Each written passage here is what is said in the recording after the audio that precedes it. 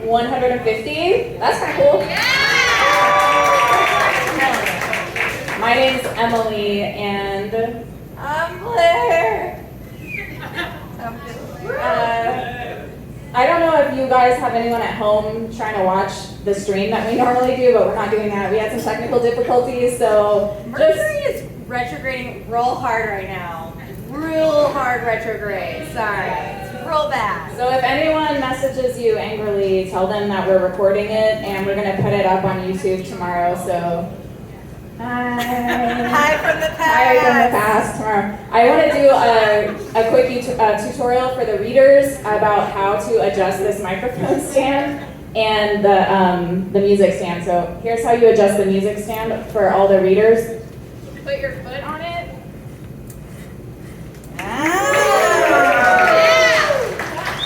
And then for the microphone stand, I don't think you have to turn this. Yeah. Oh!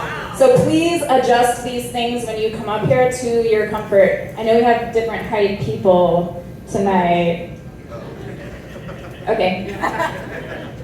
Yeah, and then just these are the things we usually clear out of the way at the very beginning. Again, you are at a live show, which means, unlike all the screens we've been living behind for forever, we can hear you when you talk. It's crazy.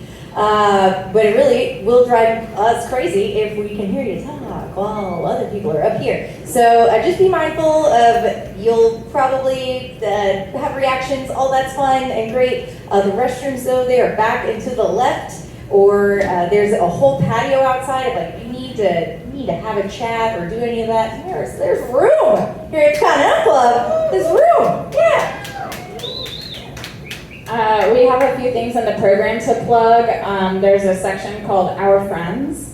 And so I just want to tell you a little bit about those events. There's the Moth, which is another storytelling event. It's tell your own story, so a little bit different than what we do. That's every second Tuesday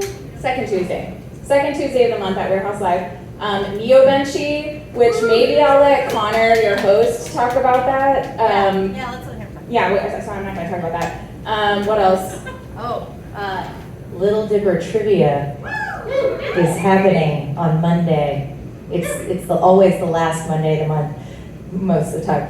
And this one is special because, I don't know if you know, but September is Bourbon Heritage Month, and I'm literally wearing a bourbon shirt. And also, it's Bad Bear Week next week, the following week. So it's about bourbon and bears. That's the general theme.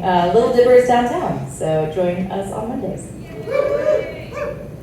I think that might be it. As always, Connor is going to have lots of stuff to tell you about probably, but if you want to come up and talk to me and Blair about the show, about reading, about writing, or purchasing merchandise, we're over here. So come and talk to us at intermission or after the show. We're friendly people. Yeah. Let's get Connor up here. Connor Clifton of Evan Ranger and just being a cool ass dude.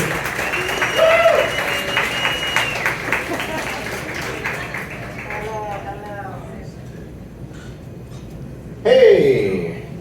Wow, this is much different than Rudd's. I can't see anyone. Now I can. Hey everybody, thank you all for coming out to Grown Up Story Time. I almost said Neobenchy. I got a little distracted there. As I said, I just want to get this done up top. Yes, I host a show called FM Rager on Twitch. It's a hoot and a half. You should check it out Monday night, 8 p.m.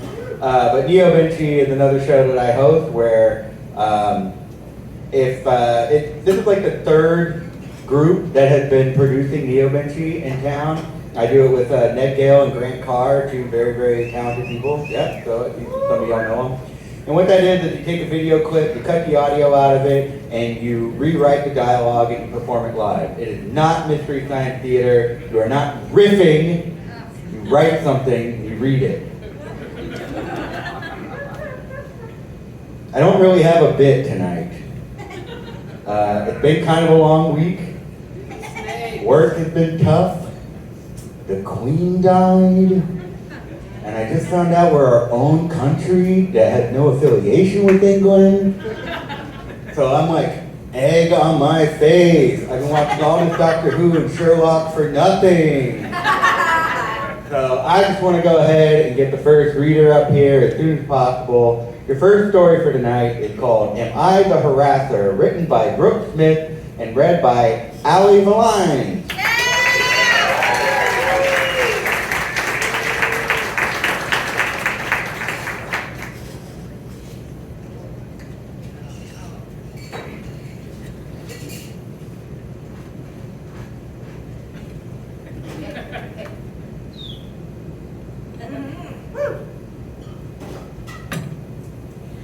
Let's get one thing clear. We're not in Harvey Weinstein territory here. There are no demands for sexual favors in return for professional advancement, no clothes removed, no touching at all. I'm sure that would make for a livelier story, but it's not this one. Yet still, as I like to believe, I have zero tolerance for sexual harassment, especially in the workplace. I worry that years ago I crossed the line. This is what happened. You decide. I came to Houston to take a judicial clerkship in the bankruptcy court, leaving behind Kevin, my law school boyfriend. Although he's a good guy and friend, ours was a rebound relationship with no future as far as I was concerned, and I wanted to be free to find out what fun a 20-something could have in the land of margaritas and tequila. One of the reasons I wanted to clerk instead of going immediately into practicing is that a judicial clerkship is a unique opportunity to see how a court really works. In Game of Thrones terms, a law clerk is the hand of the judge.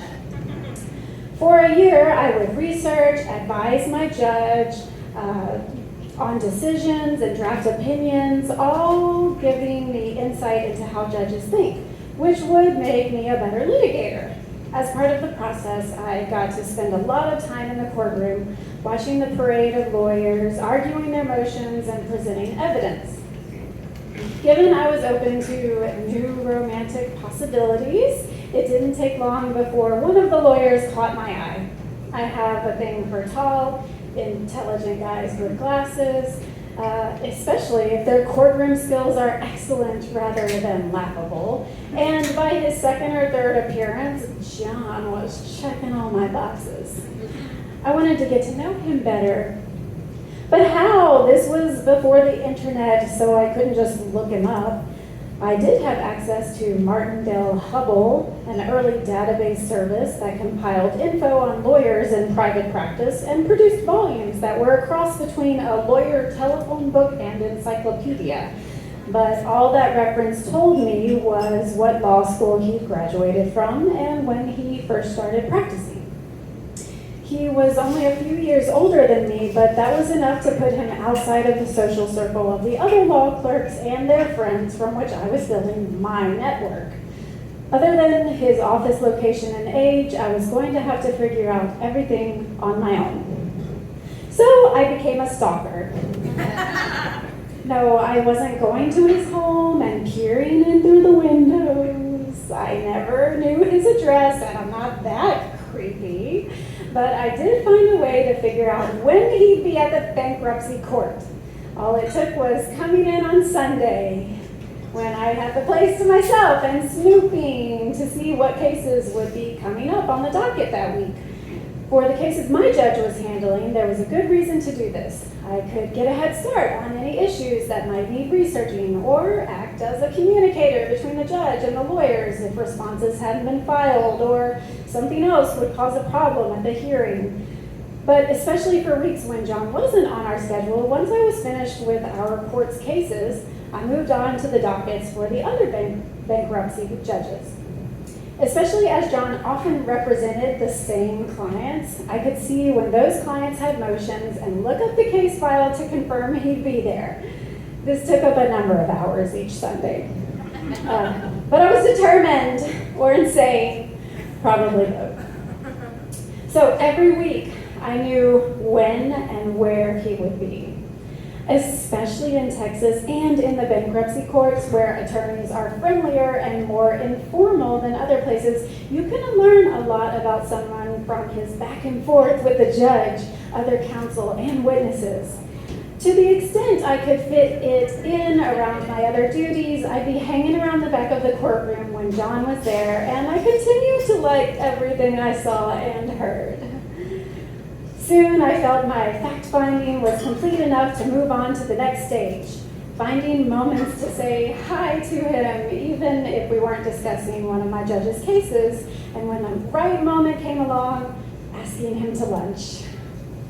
That moment came, and oh my God, he said yes! He agreed to a date about a week away, and I immediately launched into prep mode. At the time, I'd not yet accepted that life in Houston requires a car, which meant I could only go to places I could get to on Metro. But Lynn, the wife of my office mate and fellow law clerk Art, offered to take me shopping, and she introduced me to the Baybrook Mall, where I found the perfect dress. While I counted down the days, I psyched myself up by playing Hall & Oates' "Your Kiss Is On My Lips." But then my bubble of excitement collapsed.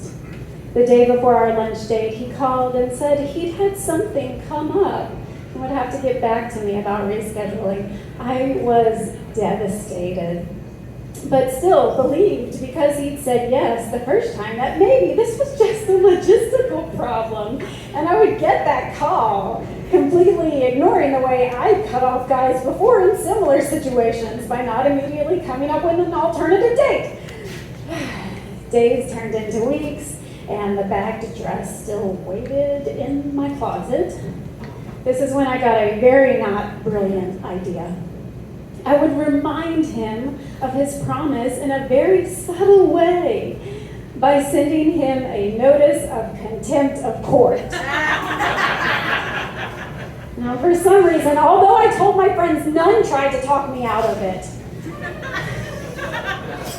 As a law clerk, I knew exactly what to write to make it look official. I made it so and sent it to his office. At the time, I thought I was being playful, and this was just a fun method of prodding him. But I very much doubt John saw it that way. Major evidence, he never responded. After a couple of months, I realized my strategy had backfired, but I thought I would take one more shot by apologizing for the contempt notice. A 4th of July party was coming up to which all the bankruptcy lawyers and court personnel had been invited, and the chance was high that John would be there. So once again, I prepped, this time by going to the Galleria to get my haircut and style to something better suited for Houston summer, and picked up a new bathing suit. The party was down on the water where we would drink and swim until the fireworks went off. Everything started off great. Several people complimented me on my new hairdo, and a female friend liked that my suit was cut down to there, the most revealing I've ever worn. After chatting with a number of people, I looked over and there was John. I took one step in his direction and then halted. Holding onto his arm was an absolutely gorgeous woman. A few more surreptitious glances. Confirmed, he was holding on to her as well. Her name tag said Rhonda. As I am not and never have been gorgeous, whatever I'd been telling myself before, I knew that if Rhonda was what he wanted and what he could obviously get, I needed to abandon my efforts. Through the next few weeks, the song "Help Me Rhonda" popped up in my mind a few too many times, but I felt relieved the situation was finally resolved. 2 months later, I met someone at a bankruptcy conference and was delighted to discover again how quickly a requited relationship replaces a one-sided obsession. Though I therefore thought the John story was complete, even before my clerkship ended and I finally became a bankruptcy litigator, it turned out I was wrong. More than 10 years later, I finally did get a call from John about a case in which we both represented creditors. He wanted us to work together. I had no objection.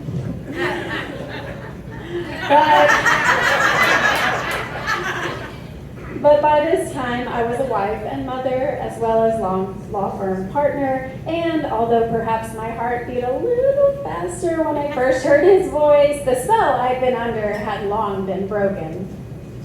The true opposite of love isn't hate, but boredom. And now that I was actually talking to him at length, boredom is what I felt. When I realized my client wasn't getting much out of those calls, so I couldn't bill my time, I stopped taking them. Except for voting against him for judge.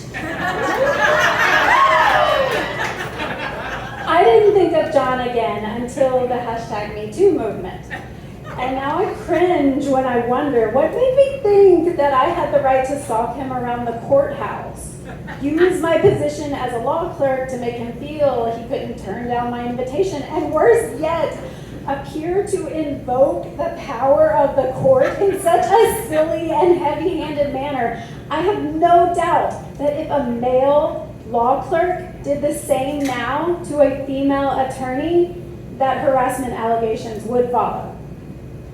My defense is that I was young, with much less experience with relationships than I have now, and I certainly didn't do anything that damaged his professional or personal relationships, but I've heard other people using similar excuses to justify worse behavior. And as previously mentioned, I'm a zero-tolerance gal. So in light of all the circumstances, please weigh in. Am I the harasser?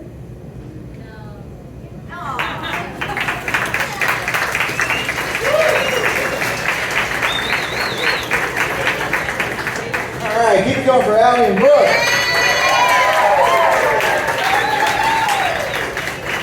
I should have mentioned this before I brought Allie on, but they are half of an incredible puppet organization here in Houston called Lo-Fi Puppet. You know it. If you've got a phone, I know you do, everyone does. Pull out Instagram, I know you've got it, everyone does. And go ahead and follow Lo-Fi Puppet, and you'll see some very, very, very cool stuff. So before we bring on the next reader, I mentioned earlier that I'm having kind of a tough week. But you know who's not having a tough week? Meghan Markle, because the Queen died. And a short little story of my own is a few years ago, it was when Oprah interviewed Meghan Markle. And I'm standing in the grocery store with my dad, and a snapshot of the interview is on the cover of a tabloid. And my dad, who, he served in the Navy, he's not a God-fearing American, but, these colors don't run for him. He looked at the tabloid, and he just goes, "Did you see this shit?" Like, "Oh, that interview?" Nah, and not really. Like, she cried on television. She's part of the royal family. That shit's unbecoming, man. I said, "Dad, you're wearing a big dog shirt. Who the hell are you to judge Meghan Markle, man? Come on." All right, your next story. No, you should have laughed earlier, not now. Come on. The next story, I'm really excited to hear this. The person who wrote it is got a lot of opinion about Rutgers, and this story is called "Ruds Have Changed, Man." Again, you keep laughing at the wrong part. None of my jokes.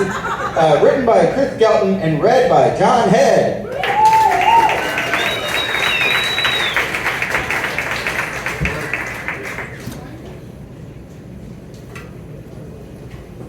Where did Allie go? She's still around? I'm John, by the way, so I don't remember any of that, Allie.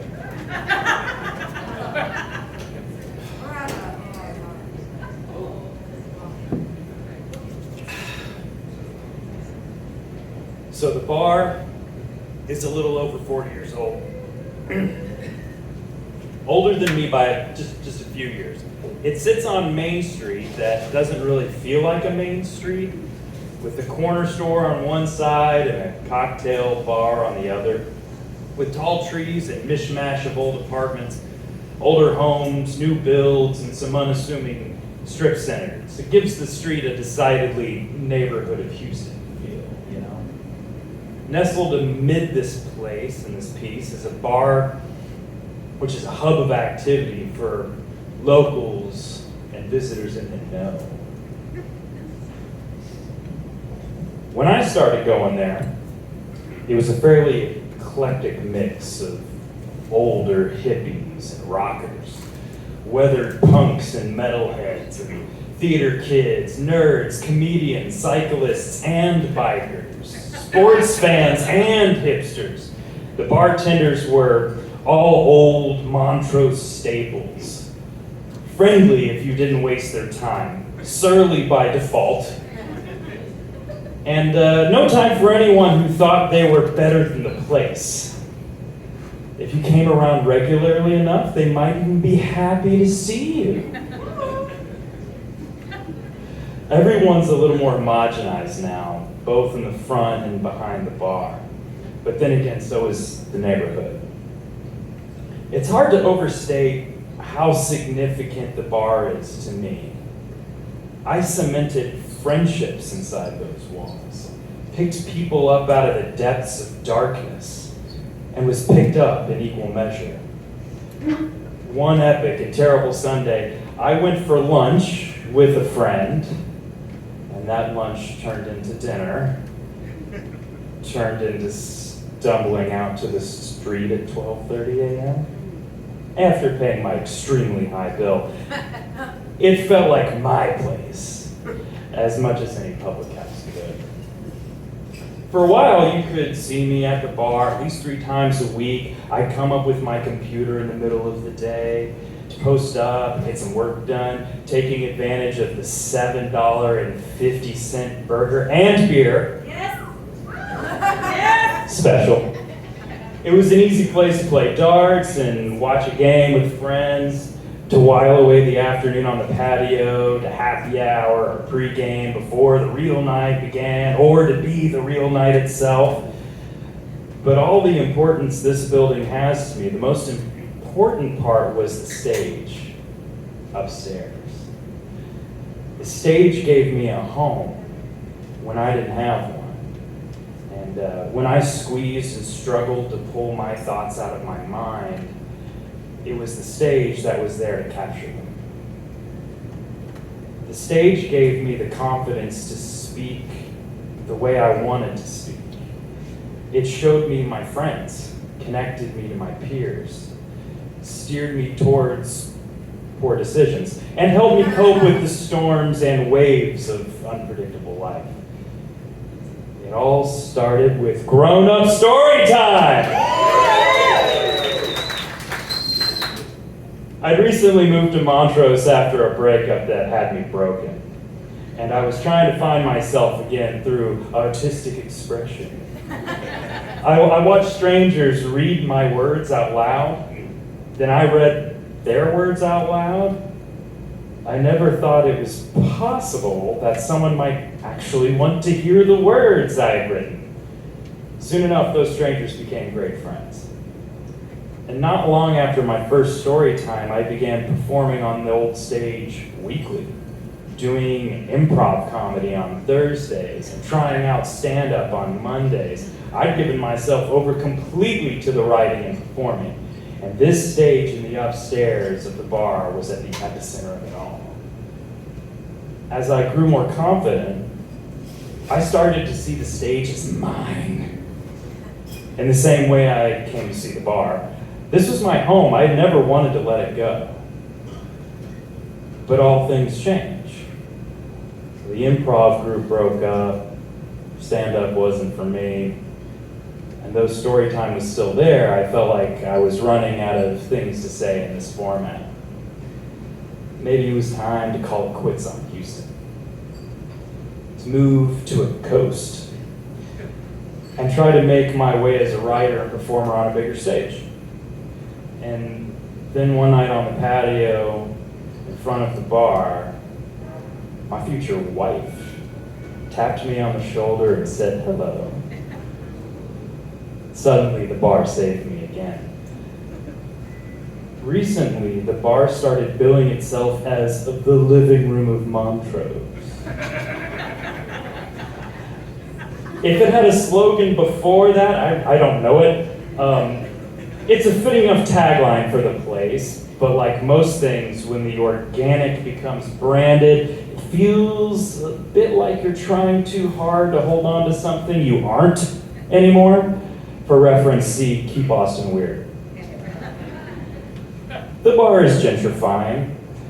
They drove off the old bartenders and the guy who ran the kitchen, and the new folks have a very different concept of what the bar should be, and not much of a care for the way things are.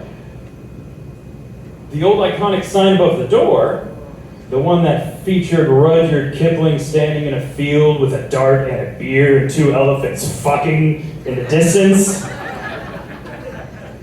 has been replaced by electronic marquee like the ones that in I-10 that show you how long it takes to get to Highway 6.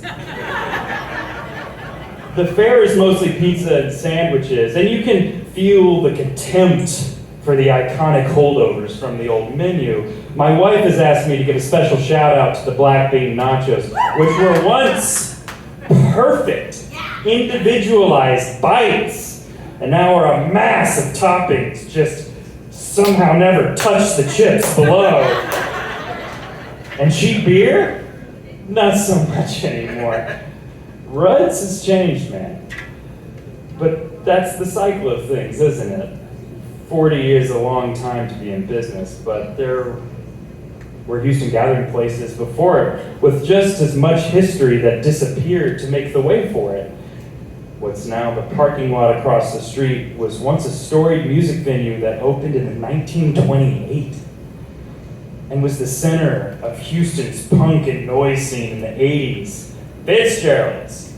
The place I saw my first live music event suffered the same fate.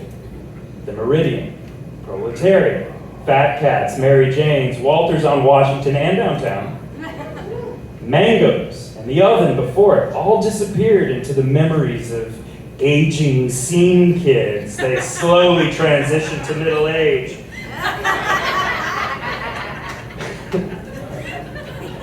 If you can find some of the older folks right here,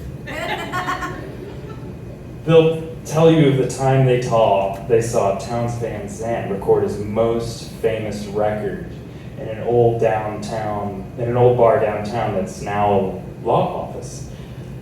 Sometimes things change and sometimes they just go away. Houston's not a place that likes to respect its history.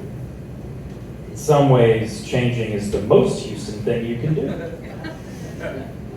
Maybe the bar could survive by never changing, but maybe it has to evolve to serve the people that are walking through the door today.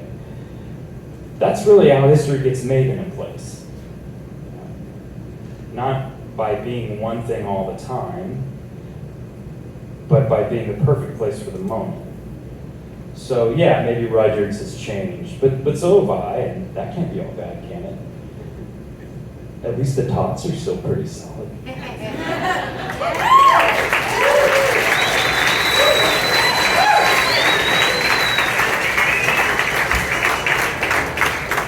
Keep it going for John and Chris. What an emotional gut punch of a story. Like, wow. Look, I know that story was about Rudd, but you know, the Grown Up Story Time has since moved here to Continental Club. So I want you to look around, see how many people are here, and I want you all to give a big, a round of applause to Continental Club for taking us. And keep that going for your bartender tonight. And look at how many people she is serving. I know times are hard right now, but they're not hard for everyone. So if you've got it, please, tip the hell out of your bartender tonight. Come on now. One little thing about that story, it's not a joke. I think that, you know, sometimes it's good that things end because that means that something new can start. And I personally am really excited to see, to piggyback off of Chris, the first time I ever got on stage was at Rutgers at a Grown Up Story Time.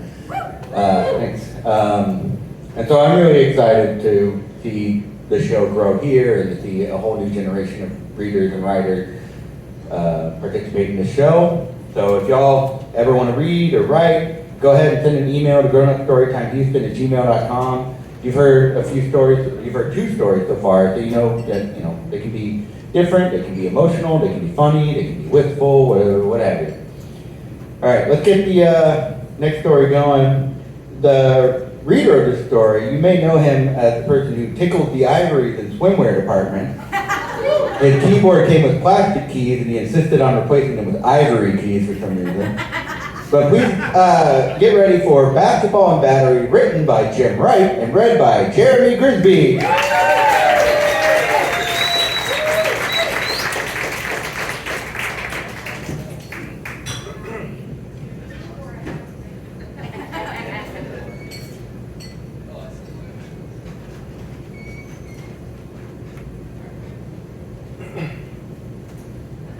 Basketball and Battery by Jim Wright. This is a story of how a drunken adventure led to an armed robbery and a chipped tooth. First of all, the only thing you need to know that still exists are me and the UH men's basketball team. Go Cougs. 1. First City Bank and Kay's Lounge are gone. But in 1983, the Cougs were in an NCAA Final Four tournament. And that Saturday of the semifinal games, Kay's was having a massive party because UH was playing Louisville in the late game. And with the club being so small, it was smarter to get there before the first game so you could get a table and maybe some of the free food. Eldon, the owner, was giving out freshly shucked oysters for free. I got a table with my frat brothers before the NC State Georgia game. And we found that taking turns getting Bud pitchers and oysters. I mentioned Bud because everybody under 30 was drinking Miller Lite. You'd walk into Kay's on a Thursday night and be blinded by the white cans reflecting the neon bar signs. Well, Thursday night was Preppy night at Kay's. The official Preppy handbook had made its way down to Texas, and the bar would be filled with college kids decked in Ralph Lauren or Dockers. But we were frat guys in Greek letter jerseys with our tables crowded with pitchers and mugs. But back to the games. After 4 pitchers, I'd grown tired of regular beer. It was time for dark beer. I'd not heard of Shinerbach, and I tried Guinness both cold and room temperature. And I didn't like paying for those small bottles, but Kay's had Belhaven Scottish Ale. Guinness Stout's bigger, stronger cousin. I think I had 2 and decided to leave. On the way to the car, I checked my wallet for cash, and $2 was not going to make my Sunday a fun day. I would hit a cash machine on the way home. But in the 80s, only banks had cash machines, and ATM cards were only good in machines. But there was a First City Bank near my house. I lived on I-45 North near 610, and Gallery Furniture was across the freeway from me. Mattress Mac was selling furniture out of a string of show model houses. But this was not an area for a safety-conscious people to show cash after 11 p.m. on a Saturday. But 6 hours of drinking beer does not promote safety consciousness in a 20-something male. I stick my card in the machine, and suddenly, I'm turned around and there's a snub-nosed pistol in my mouth. Hence the chipped tooth. The robber was inexperienced or dumb. He hadn't waited for me to put my pin in. So he told me to put it in. And in an act of hangover avoidance, I said no. He tried to put the number in and then decided to get away from this bleeding drunk before I got mad and shoved his empty gun up his ass. I knew it was empty because he pulled the trigger. Thank you.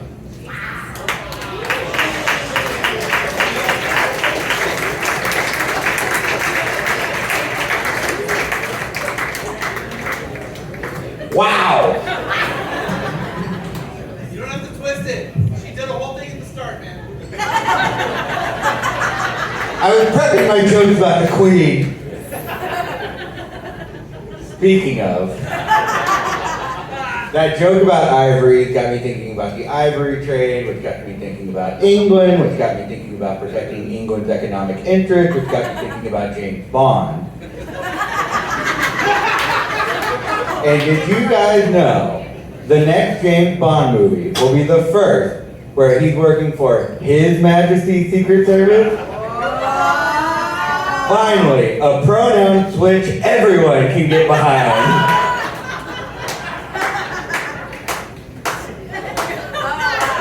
That's fucking gold! Oh my god! Well, I didn't write that one. He did, so, you know, boo him. Don't actually boo him. Alright, y'all. The next story, it's a two-parter. We're going to have an intermission in between. I don't really know how the intermission is going to work. I've never done this before, so bear with me, y'all. Let's get ready for the next story. Jail and Back Again, Part 1, written by Abhinav Kumar and read by Brian Kaploon.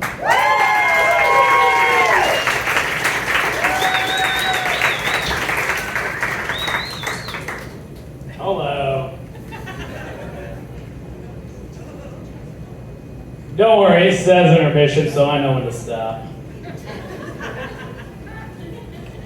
Jail and Back Again.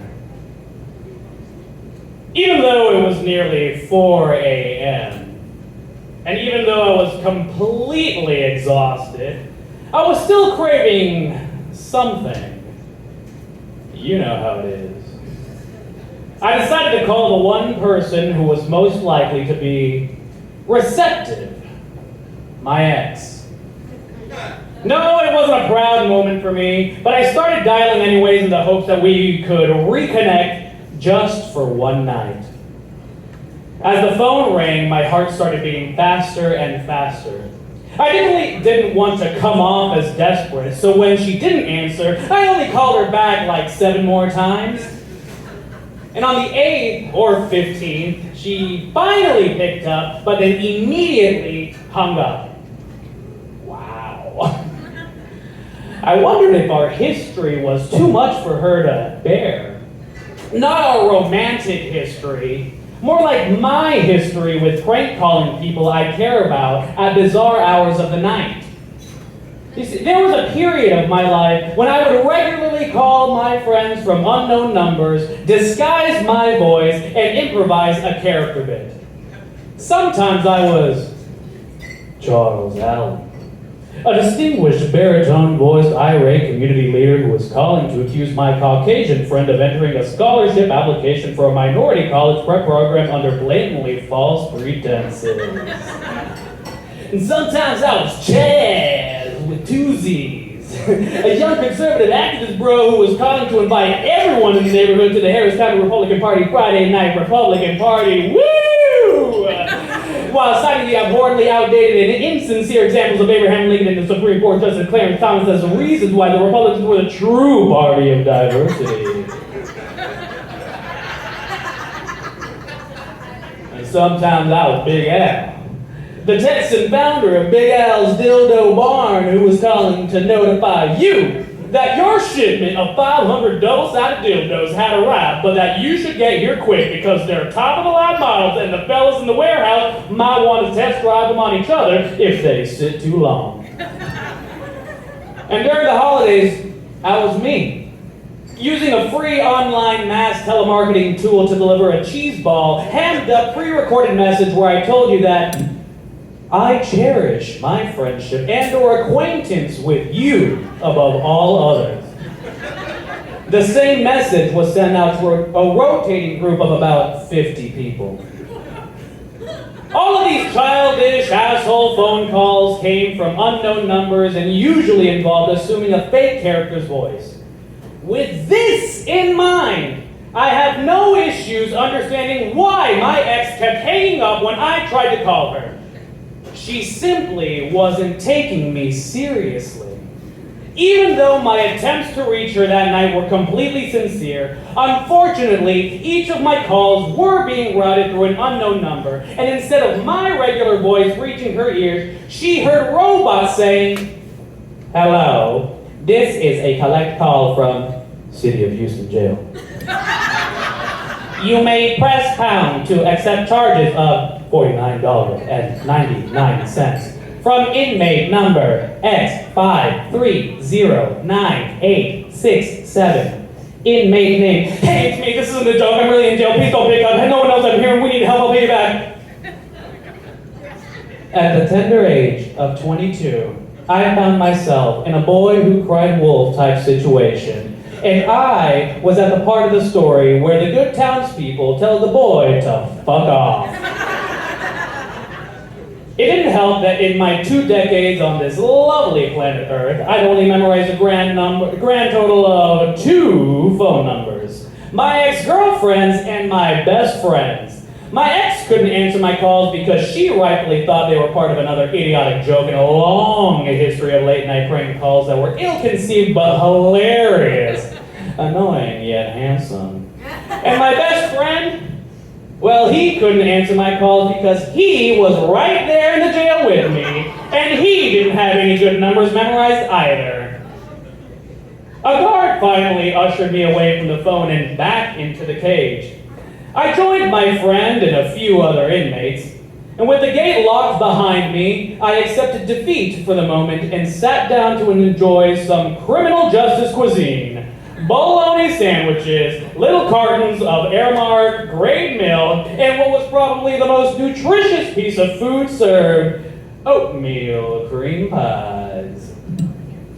As I scraped the dried bologna bread from the roof of my mouth with my tongue, I looked at my friend. Poor guy. He came to visit me from out of town, and now 5 hours after his arrival, we were promptly arrested. Why? Well, that's a story from another grown-up story time. Let's just say there were guns and a choir piano involved. Anyways, at this point we had one mission: to get a message to the outside world and ask for someone to pay our bail.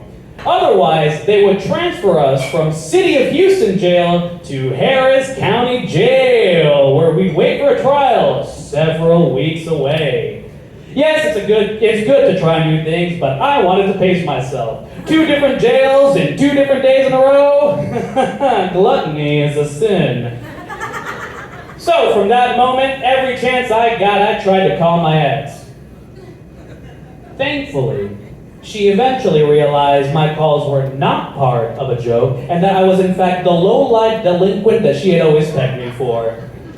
Yeah, she accepted the charges, and at $50 a minute, kindly heard my story. I won't bore you with the details, but let's just say there were some high-tech silent security alarms and a copy of the children's book Where the Wild Things Are involved. Before hanging up, she assured me that she would try her best to help. But she lived all the way in Austin, so later, when the guards told me a visitor was here to see me, I had no idea who it was. They isolated me from my friend and the other inmates, and led me into a room with a giant gray metal walls and ceilings, sort of like the inside of a serial killer's people-sized oven. There was a tiny horizontal window, barely the size of a dollar bill, in one of the walls where I saw the unmistakable feminine eyes of an unexpected woman looking right back at me. It wasn't my ex, but it was a mutual friend of ours.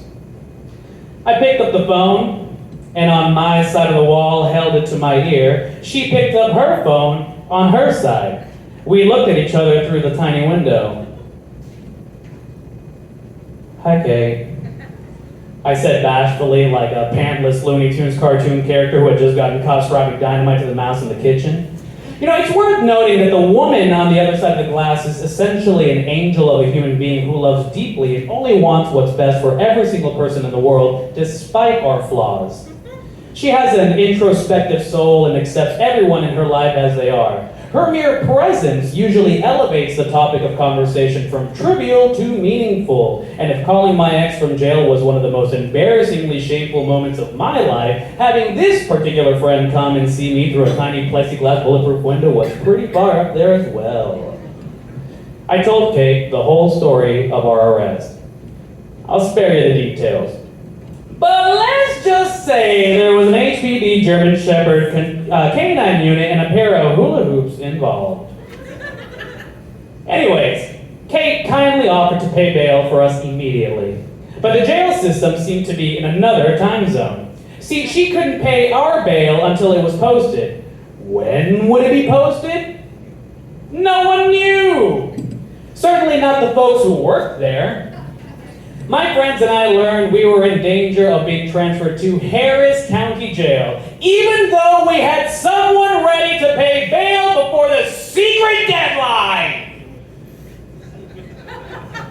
Like, this would be like going to a restaurant, ordering food, then making you food, but not accepting your money to pay for the food, and not giving you your food until they had your money. When would they take your money? They didn't know, but if they didn't get your money in time, they would throw your food away, so you better just hurry up and pay, but they won't take your money! So late that night, our bail was finally posted, which meant the city would accept payment.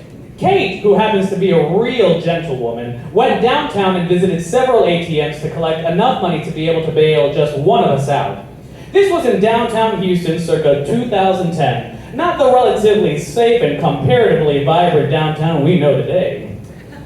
Luckily, the invisible criminal forces that would otherwise rob and maim a skinny young woman carrying $1,500 in cash decided instead to let her pass unharmed. Kate made it to the bail office safely and paid for my freedom. But sometimes freedom isn't free, even after you pay for it. See, the powers that be made the choice that next day to throw the food out even after accepting payment. We were going to be transferred to Harris County Jail anyways. The proverbial ball was already rolling, and it was attached to my ankles.